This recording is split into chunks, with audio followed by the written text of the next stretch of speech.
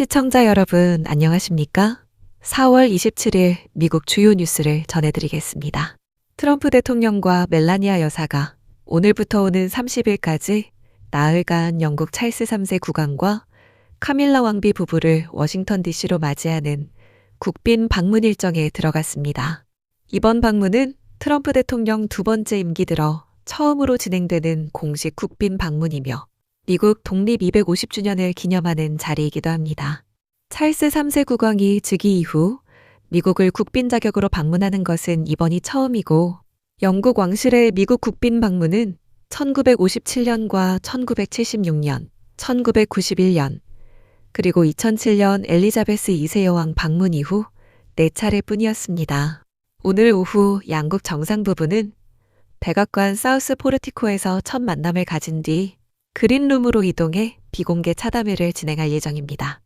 이어 새로 단장한 백악관 양봉장과 부엌 정원을 함께 둘러보는 일정도 잡혀 있습니다. 내일 28일 오전에는 사우스론에서 18세기부터 이어져 온 전통군 의장 행사를 갖춘 국빈 환영식이 열리고, 미 육군 군악대와 해병대 군악대가 양국 국가를 연주하며 21발의 예포가 발사됩니다.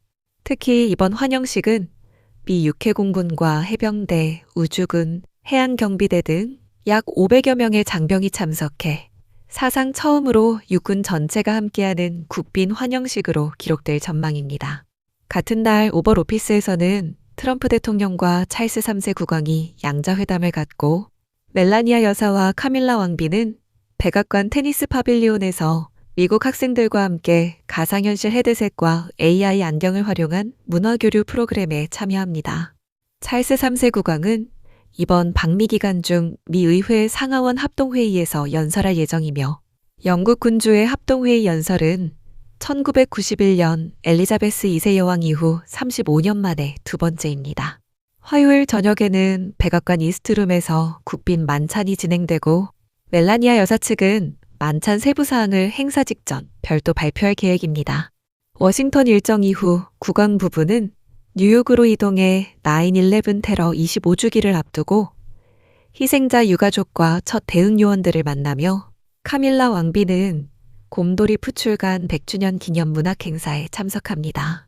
방미 마지막 일정인 버지니아에서는 미국 독립 250주년 지역 블록 파티에 참가하고, 찰스 3세 국왕은 국립공원에서 보존 활동을 이어가는 원주민 공동체와 만날 예정입니다.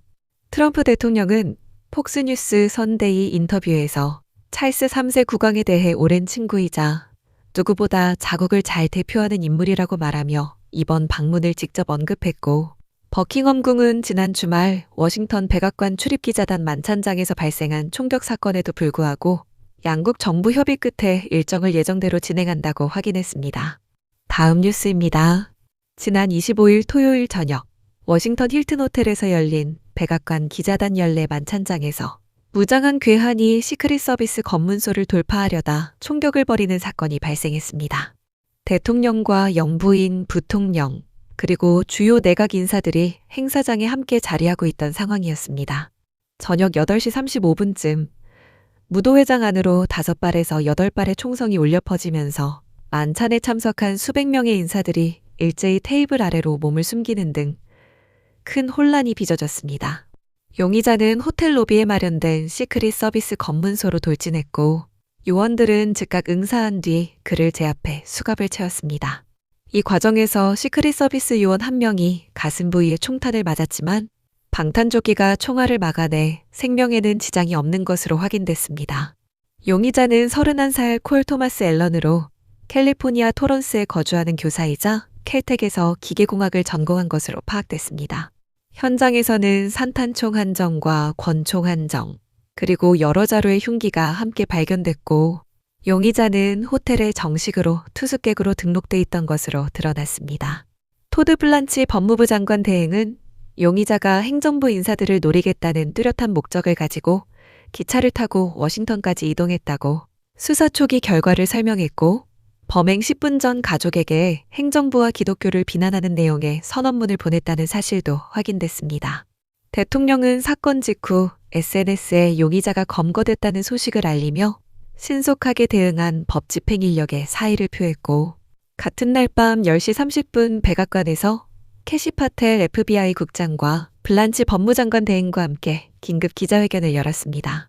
진임 피로 워싱턴 DC 연방검사는 밤 11시 13분 용의자에 대해 폭력범죄 중 총기 사용 2건과 위험 무기를 이용한 연방 요원 폭행 1건의 연방 혐의를 적용했다고 발표했고, 용의자는 오늘 27일 연방법원에서 기소인부 절차를 밟습니다. 2026년 백악관 출입기자단 만찬은 영구 취소되지 않고 30일 안에 다시 일정을 잡아 열릴 예정입니다. 다음 뉴스입니다. 오는 28일부터 콜롬비아 카리브해 연안도시 산타마르타에서 화석연료 단계적 퇴출 방안을 논의하는 첫 국제회의가 이틀간 일정으로 열립니다. 브라질과 독일, 캐나다, 나이지리아 등을 포함해 60여 개국 장관과 고위 관계자들이 참석할 예정이며, 회의는 콜롬비아와 네덜란드가 공동 주관합니다. 이번 회의는 새로운 감축 목표를 정하기보다 화석연료에서 벗어나기 위한 실질적인 정책 수단을 공유하는 자리로 마련됐습니다. 각국은 화석연료 보조금 개편과 가스에서 전기로 전환하기 위한 산업투자 환경 조성, 그리고 이를 뒷받침할 금융수단과 규제 방안을 함께 논의합니다. 다만 미국과 중국, 사우디아라비아를 비롯한 중동 주요 산유국, 그리고 러시아가 모두 참가 명단에서 빠지면서 회의의 실질적 영향력에 의문이 제기되고 있습니다. 특히 국제사회가 기후변화 대응을 위해 머리를 맞댄 것은 이번이 결코 처음이 아닌데, 1992년 리우회의에서 UN 기후변화 협약이 출범한 이후 1995년부터 매년 당사국 총회가 열려 30년 넘게 협상이 이어져 왔지만, 화석연료 자체를 줄이자는 합의는 단 한 번도 도출되지 못했습니다. 2023년 두바이에서 열린 COP28에서야 거의 200개국이 처음으로 화석연료에서 벗어난다는 문구에 합의했지만, 곧 이은 COP29와 COP30에서는 이 약속이 다시 채택되지 못한 채 사실상 후퇴했습니다. 판 펠트호번 네덜란드 기후장관은 야망이나 약속을 협상하는 자리가 아니라 어떻게 실행할 것인지를 나누는 자리라고 이번 회담의 성격을 설명했습니다. 회의 개최국인 콜롬비아의 이레네 벨레스 토레스 환경부 장관은 거의 200개국 만장일치를 요구하는 기존 UN 협상 방식이 사우디아라비아 등 산유국의 사실상 거부권으로 작동해왔다고 지적하며, 오늘 이곳에 모인 50여 개국이 세계 인구의 절반을 대표하는 새로운 힘이라고 회담의 의미를 부각했습니다. 미국 국무부는 트럼프 대통령 두 번째 임기 출범 직후 파리협정 탈퇴 절차를 밟아 지난 1월 27일자로 탈퇴가 공식 발효된 상태이며, 미국은 현재 이란, 리비아, 예멘과 함께 협정 비당사국으로 분류돼 있습니다. 산타마르타 회의 결과는 보고서 형태로 정리돼 올해 COP30과 내년 COP31 의장단에 제출되며, 화석연료에서 벗어나기 위한 글로벌 로드맵 마련에 참고자료로 활용됩니다. 다음 뉴스입니다. 미국 러시대학교 메디컬 센터 연구진이 약 8년 동안 1939명의 고령자를 추적 관찰한 결과, 평생에 걸쳐 두뇌를 활발히 사용한 사람들의 알츠하이머병 발병 위험이 그렇지 않은 사람들에 비해 38% 낮은 것으로 나타났습니다. 이번 연구의 참가자 평균 연령은 80이었고, 연구 시작 시점에는 모두 치매 진단을 받지 않은 상태였습니다. 연구진은 참가자들이 살아온 인생을 18살 이전 어린 시절과 40살 전후 중년기, 그리고 80살 무렵 노년기 3단계로 나누어 두뇌 자극 점수, 즉 인지풍요도를 측정했습니다. 어린 시절에는 부모가 책을 읽어줬는지, 집에 책과 신문이 비치돼 있었는지, 외국어를 5년 이상 공부했는지를 살폈고, 중년기에는 소득 수준과 잡지 구독, 도서관 카드 보유 여부, 박물관과 도서관 방문 빈도를 함께 조사했습니다. 노년기에는 독서와 글쓰기, 보드게임 등에 얼마나 시간을 쓰는지, 그리고 은퇴 이후 경제력 수준이 어느 정도인지를 점수에 반영했습니다. 8년간의 추적 기간 동안 참가자 가운데 551명이 알츠하이머 진단을 받았고, 719명은 경도인지 장애 판정을 받았습니다.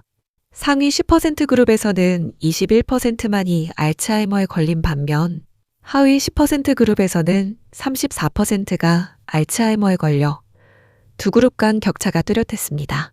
연령과 성별, 교육 수준 등 변수를 통제한 분석에서도 평생 인지 풍요도가 높은 사람은 알츠하이머 위험이 38%, 경도인지 장애 위험이 36% 낮게 나타났습니다. 특히 알츠하이머 발병 시점 자체가 늦춰지는 효과도 확인됐는데 인지 자극이 풍부했던 그룹은 평균 94살에 알츠하이머가 발병한 반면 자극이 부족했던 그룹은 평균 88살에 발병해 약 6년의 시차가 벌어졌습니다. 연구 책임자인 안드레아 잠밋 박사는 노년기인지 건강은 평생에 걸친 지적 자극 환경에 강하게 영향을 받는다고 설명하며 두뇌 건강을 지키기 위한 행동의 결정적 시점을 80대가 아닌 중년기로 지목했습니다. 사후 부검에 참여한 참가자들의 경우 뇌에서 알츠하이머의 전형적 특징인 아밀로이드와 타우 단백질 축적이 발견됐음에도 인지 풍요도가 높았던 사람들은 인지 기능이 더 오래 유지된 것으로 분석돼 이른바 인지 비축 효과가 입증됐습니다. 다만 이번 연구는 미국 국립보건원 NIH의 지원을 받은 관찰 연구이며 80살 시점에 어린 시절 기억을 회상에 답한 자료에 기반한 만큼 회상 편향 가능성이 한계로 지적됩니다. 알츠하이머 협회가 같은 시기에 공개한 2026년 보고서에 따르면 현재 미국 내 알츠하이머 환자는 740만 명에 달하며 45살 시점 기준 평생 발병 위험은 여성이 5명 중 1명, 남성이 10명 중 1명으로 집계됐습니다. 다음 뉴스입니다. 지난 주말 미국 플로리다 템파만 수역에서 신원 미상의 시신 한 구가 추가로 발견됐습니다. 힐스버러 카운티 보안관실은 25일 일요일 밤 늦게 75번 주간고속도로와 4번가 노스 부근 하워드 프랭클랜드 다리의 세인트 피터즈버그 쪽 수로에서 시신이 수습됐다고 공식 발표했습니다. 이번에 발견된 시신의 신원은 아직 확인되지 않았으나 당국은 실종 상태인 사우스 플로리다 대학교 박사과정 유학생 나히다 브리스티 씨 수색 작업 도중 시신을 찾아냈습니다.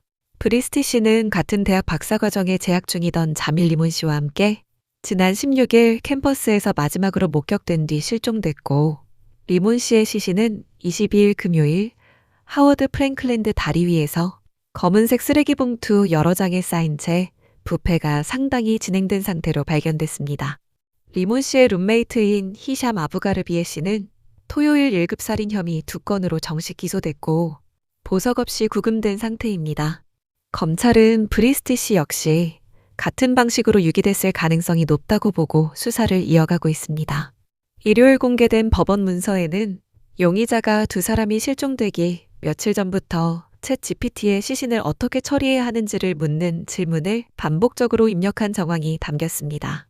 용의자는 지난 13일 챗 GPT의 검은색 쓰레기 봉투에 넣어 쓰레기통에 버리면 어떻게 되느냐, 어떻게 발각되느냐, 차량 식별 번호를 바꿀 수 있느냐, 면허 없이 집에 총기를 보관할 수 있느냐는 질문을 잇따라 던졌고 17일 자정 직후에는 힐스버러강 주립공원에서 차량을 검문하느냐는 질문을 입력한 직후 그의 휴대전화 위치 신호가 리몬 씨 시신이 발견된 다리 부근에서 잡혔습니다.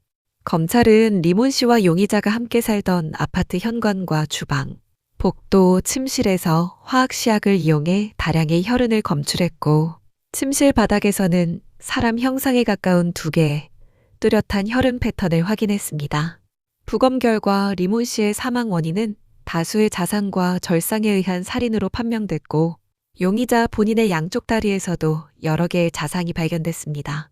아부가르비에는 지난 금요일 캠퍼스 인근 가족 자택에서 가정폭력 신고를 받고 출동한 경찰에 처음 체포됐으며 당시 그는 가족을 대피시킨 경찰이 진입하려 하자 집안에서 문을 걸어 잠그고 농성을 벌이다 스와팀과 드론, 로봇, 협상 전문가가 투입된 끝에 파란색 수건만 두른 채 두 손을 들고 밖으로 나왔습니다.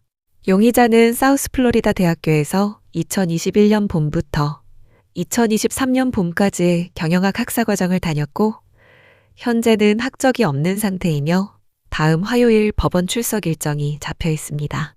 마지막 뉴스입니다. 미국 캘리포니아주에서 2024년 4월부터 시행된 패스트푸드 노동자 최저시급 $20 정책이 시행 2년 만에 다양한 부작용을 낳고 있다는 연구 결과가 잇따라 발표되고 있습니다. 이 연구는 캘리포니아 대학교 산타크루즈 캠퍼스의 스티븐 오웬 경제학 강사 연구팀이 산타크루즈와 센트럴밸리 지역 100여 개 프랜차이즈와 독립식당을 대상으로 점주와 매니저 면담, 그리고 재무 및 채용 자료 분석을 거쳐 지난달 발표한 보고서입니다. 연구진은 임금 인상 이후 메뉴 가격이 오르고 근로자의 근무 시간이 줄었으며 초과 근무와 복지 혜택이 사실상 사라졌다고 진단했습니다. 특히 사업주들이 인건비 부담을 줄이기 위해 주문용 키오스크와 모바일 앱, 그리고 인공지능 기반 드라이브스루 주문 시스템 같은 자동화 기술을 빠르게 도입하고 있다고 보고서는 지적했습니다. 캘리포니아 패스트푸드 노동자의 최저시급은 시행 직전 $16에서 한 번에 $20로 약 25% 인상됐고, 매장 60곳 이상을 거느린 전국 단위 프랜차이즈 가맹점만 적용 대상에 포함됐습니다. 이 정책은 2023년 9월 개빈 뉴섬 주지사가 생활비 상승에 대응해 노동자 임금을 끌어올리겠다며 서명한 어셈블리 법안에 따른 것으로 캘리포니아의 패스트푸드 종사자는 약 50만 명에 달합니다. 오웬 강사는 보고서에서 이번 입법은 좋은 의도가 부메랑으로 돌아온 전형적인 사례이며 결과는 정책 위반자들이 기대했던 만큼 긍정적이지 않았다고 평가했습니다. 연구진은 임금 인상으로 패스트푸드 일자리에 지원하는 인력은 늘어났지만 정작 채용되거나 근무 시간을 확보하지 못하는 구직자가 적지 않다는 점도 함께 지목했습니다. 또한 적용 대상이 아니었던 동네 자영업 식당들마저 인력 유출을 막기 위해 임금을 올리고 가격을 인상하는 연쇄 효과가 나타났고, 이로 인해 그동안 비교적 저렴한 패스트푸드에 의존해온 저소득층 주민들이 직격탄을 맞았다고 보고서는 설명했습니다. 이번 캘리포니아 사례를 두고 미국 내에서는 분야별로 임금을 강제로 끌어올리는 정책이 노동자에게 실제로 도움이 되는지에 대한 논쟁이 다시 불붙고 있는데, 한편으로는 이직률이 기존 150에서 300%에서 150에서 200%로 낮아지면서 사업주의 교육 비용이 줄어들었다는 긍정적 효과도 함께 보고됐습니다. 캘리포니아주는 이 같은 분야별 최저임금 인상 모델을 의료 분야 종사자에게도 확대 적용했고, 로스앤젤레스시는 호텔과 공항 노동자 시급을 매년 $2.50씩 올려 2028년까지 $30로 인상하는 조례를 통과시킨 상태입니다. 전미경제연구소 MBER도 지난달 캘리포니아 $20 시급법이 가격에 미친 영향을 분석한 작업 보고서를 발표하며 이 정책의 파급 효과에 대한 학계 검증 작업이 본격적으로 이어지고 있습니다. 이상으로 오늘의 뉴스를 마칩니다. 시청해주셔서 감사합니다.